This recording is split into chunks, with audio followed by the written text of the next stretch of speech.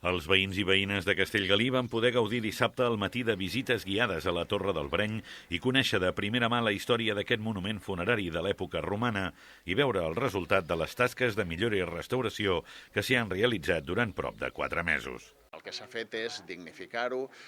netejar tot l'entorn, rejuntar totes les pedres, impermeabilitzar les zones que en aquest sentit es malmetien més perquè és un monument que està a la intempèrie i conseqüència de l'actuació de la climatologia també es feia malbé i per tant rejuntat, impermeabilitzar, d'alguna manera dignificar-la perquè tant des de fora com qui pugui accedir prèvia sol·licitud a la part de dintre vegi una mica la importància que té aquest monument funerari romà que està aquí a Castellgalí, que fins ara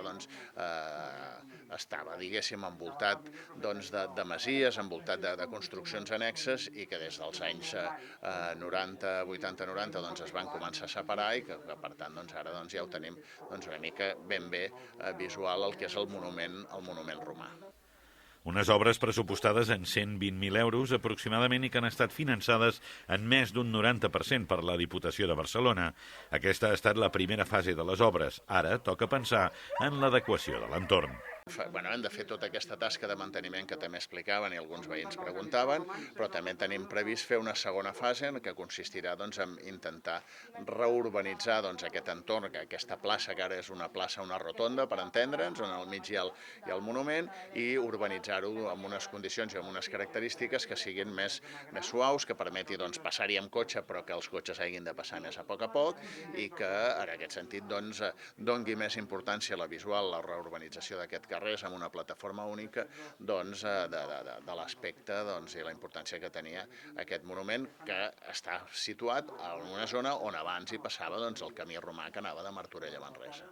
La restauració d'aquest monument de característiques úniques a la comarca, situat al mig d'una urbanització, fent la funció de rotonda, ha estat molt ben rebuda per veïns i veïnes del poble. De fet, més d'una quarantena van participar a les visites guiades d'aquest passat dissabte al matí, escoltant amb atenció i curiositat les explicacions de l'arquitecte José Luis Sanz i l'historiador David Galí, del Servei del Patrimoni Arquitectònic Local de la Diputació de Barcelona, mentre observaven els detalls de la construcció tant des de dins com des de fora del monument. Doncs la Torre del Breny és un monument romà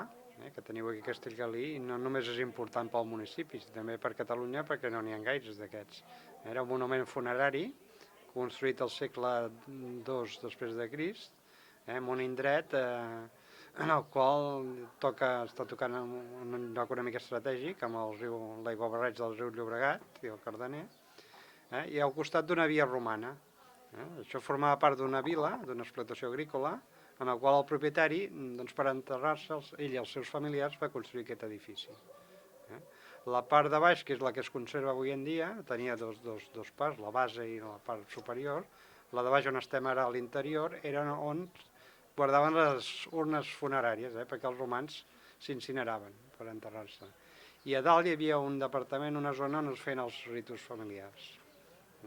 Aquest edifici, com en general passa amb molts, es va reutilitzar durant els segles, no va quedar en l'oblit. I en l'època medieval aquí es va convertir en una mena de masia.